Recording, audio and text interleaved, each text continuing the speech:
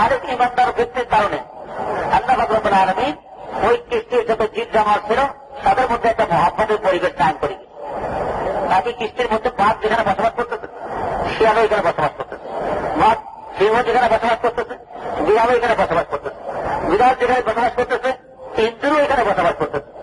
আচ্ছা দুনিয়া বলতে আপনার ঘরে বিড়ালের সামনে আমি ইন্দুর ছেড়ে দেয়, তাই বিড়াল ওই কৃষকের ঘরে বিড়াল হোক, তাই ওই বিড়াল বক্তব্য তার ঘরের বাড়ি বিড়াল হোক, আর এই বিড়ালকে যতই শিক্ষা দেন, যতই ভয় দেখান, যতই আদব শিখান, কিন্তু ওই বিড়ালের সামনে যখন আপনি একটা ছোট ইন্দুরের বাচ্চা ছেড়ে দিবেন, কারণ সে কৃষকের বাড়ি বিড়াল হোক আর কৃষকের বাড়ি বিড়াল হোক, আদব তাদের সব ভুলে গিয়া ওই বিড়াল ওই ইন্দুরের উপর হামলা করবে।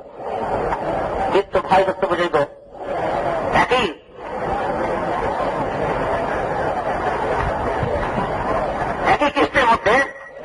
কিস্তির মধ্যে দোস্তর বুজুর্গ, মাছ যেখানে ইন্দুর সেইখানে, বিড়াল যেখানে দোস্তর বুজুর্গ ইন্দুর সেইখানে, মানুষ যেখানে সাপ দিচ্ছে ওইখানে বসবাস করতেছে।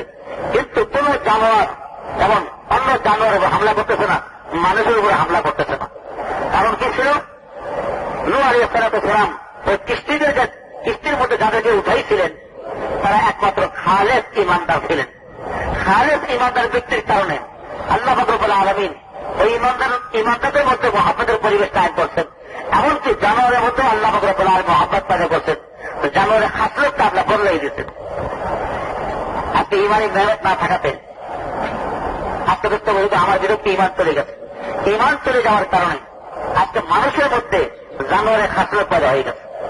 আর যখন মানুষের ওই নৌকার মধ্যে যেমন খালেস ইমানদার ব্যক্তি ছিল, ওই খালেস প্রিয়ের ইমানদারের কারণে আল্লাহ আমাদের জানোয়ারের খাসলতকে বদলাইয়া তাদের মধ্যে মহব্বত পয়দা করে দিচ্ছে। আর ইমানি মেহনত না থাকার কারণে দোস্তর বুজুর্গ আজকে মানুষের আজকে খাসলত একটা জানোয়ারের খাসলতের মতো হয়ে গেছে, পশুর খাসলতের মতো হয়ে গেছে। ছেলে বাপের উপর হামলা করতে চিন্তা করতেছে না, ভাই বুঝতে ছুরি ধরতে কোনো চিন্তা করতেছে না, প্রতিবেশীর গলায় ছুরি চালাইতে কোনো চিন্তা করতেছে না। 5 টাকার জন্য, 10 টাকার জন্য, 1 কাঠা জমির জন্য, 1 শতাংশ জমির জন্য, একটা গাছের জন্য এবং অন্যের উপর জোর করতেছে। তার কারণ কি? ভিতর থেকে ইমান বের হয়ে গেছে। ইমান যখন বের হয়ে গেছে, দেখতে বুঝবে আল্লাহর ভয়ে চলে গেছে, আখিরাতের চিন্তা বের হয়ে গেছে, মৌতের চিন্তা বের হয়ে গেছে, দুনিয়া তার সামনে আসছে, দুনিয়া কামাই করা তার উদ্দেশ্য হয়ে গেছে। দুনিয়ার উদ্দেশ্য কেন হয়ে গেছে? দুনিয়া হাতে আসলে আমি শান্তি পাবো, আমার পেশানের দূর হবে না। দুনিয়া হাতে আসলে শান্তি পাইবেন, আল্লাহ কোনো ওয়াদা নেই। বরং দুনিয়া যখনই হাতে আসবে, মাল যখনই পাশে থাকবে, আপনার পেশানি ভালোকে খুব মারছে। কারণ নাকি বেদিন হয়ে গেছে। তো বোন বাহাদুরের সাথে বলছেন যে ভাই ইসলাম যদি হক হয় তাহলে হককে কবুল করতে কি অসুবিধা?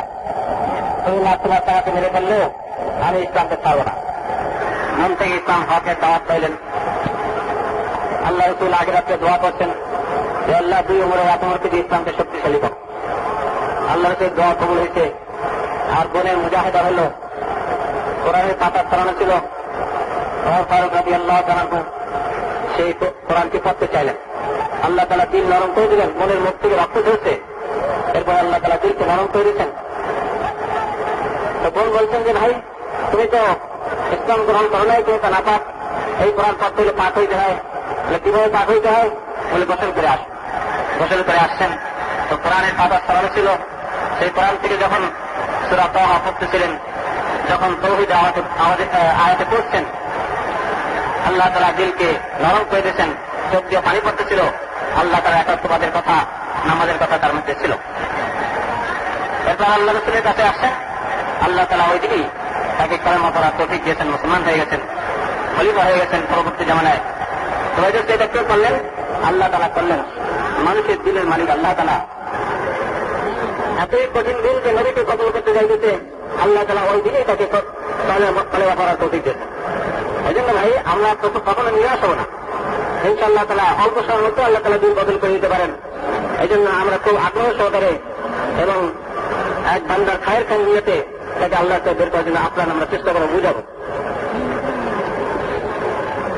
যখন একজন বান্দাকে আল্লাহকে যাওয়ার জন্য তার বিভিন্ন লাইনে সাহায্য করা হয়, ওরা জিহাদে যাওয়ার জন্য যে সামান তৈরি করে দেয়, সে জিহাদে যাওয়ার মধ্যে সমান পাওয়া পাই যায়। এই জন্য আমাদের ইউনিয়নের, গ্রামের, থানার যত সাথে আসছে আমরা পরামর্শ করি, বুঝাই। তাকে টাকা পয়সা ধার দিয়ে হইলেও গাড়ি হলে তাকে আল্লাহকে আমরা পাঠাই দিই। ইনশাল্লাহ যত লোক আসছি তার পঞ্চের মধ্যে আল্লাহ বের হয়ে যায়। এরকম একটা প্রত্যেক করি, প্রত্যেক ইউনিয়ন থেকে আমাদের আজায়ের করে ভাই খুব মনোযোগ সহকারে ফিকিরের সাথে সেই আজায়ের করার জন্য আমরা আপনার চেষ্টা করি। আজকে রাত সারা রাত যদি মেহনত করতে হয়, আল্লাহ রান্না তৈরি হয়, ও ভাই সপ্তাহ সারা হলো ভ্রম ইনশাল্লাহ অনেক ভালো দিতে পারবো। আজকে রাতটা ভোট থাকবো ইনশাল্লাহ বয়ানের পরে, যাতে করে আমাদের পুরো আজায়ের করা হয়ে যায়। ইনশাল্লাহ আশা নিয়ে ইনশাল্লাহ আল্লাহ তাকে দোয়া করতে করতে আমরা মানুষকে বুঝাবো।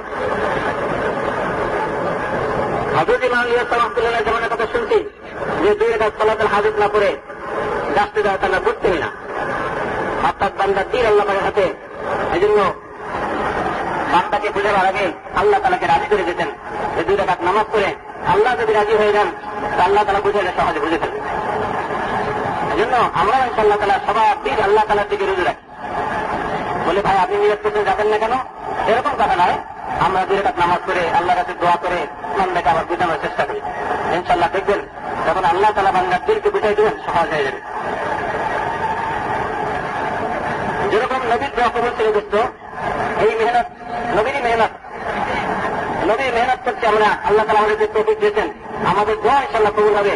এই জন্য দোয়া করে করে ইনশাআল্লাহ মানুষকে বুঝায়।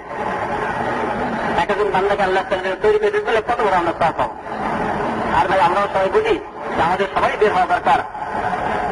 হযরত আবু হুরায়রা রাদিয়াল্লাহু তাআলা আল্লাহ তাআলা বলেছেন যখন 95 বছর বয়স, এরপরে মৃত্যুর পরে তার লাশ এসে সফর করছে। আমরা এই সমস্ত চিকিৎসা শুনে সাহাবীদের চিকিৎসা হযরত আব্দুল্লাহ বিন রাওয়াহা রাদিয়াল্লাহু তাআলা আরাবিন দেরি করে বলেছেন আল্লাহ রাসূল বলেছেন 500 বছর পরে দেখছেন। এই জন্য ভাই অনেকে নিয়ত আছে, কিন্তু আমি এখান থেকে নামাজ পড়ার নিয়ত করি ইনশাআল্লাহ। এখনই বয়ান শুরু হচ্ছে, আমরা সবাই মনোযোগ সহকারে শুনবো ইনশাআল্লাহ আল্লাহর জিকিরের সঙ্গে বসে। আমার সামনে যদি একটা বিড়ালের বাচ্চা, যদি একটা কুকুরের বাচ্চা পেটে পড়ে যায়, আমি এই কুকুরের বাচ্চাকে ধরতে বলবো, ওই ট্রেন থেকে বাঁচাইবার চেষ্টা করবো।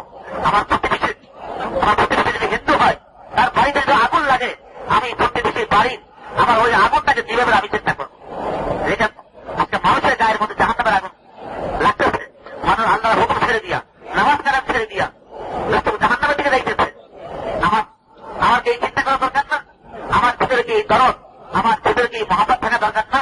যে আমার ভাই কি করে জাহান্নামের আগুনে বাঁচতে পারে, আমার ছেলে কি করে জাহান্নামের আগুনে বাঁচতে পারে, আমার চাচা মামা কি করে জাহান্নামের আগুনে বাঁচতে পারে, আমার প্রতিবেশী কি করে জাহান্নামের আগুনে বাঁচতে পারে, কিয়ামত পর্যন্ত আগে আমার সমস্ত উম্মত কি করে জাহান্নামের আগুনে বাঁচতে পারে। আমাকে আপনাকে দেখতে বুঝিত এই চিন্তা করতে হবে। এই চিন্তা করে আমাকে আল্লাহর রাস্তা বাইরে হইতে হবে, আল্লাহর রাস্তা বেরিয়ে মেহনত শিখতে হবে।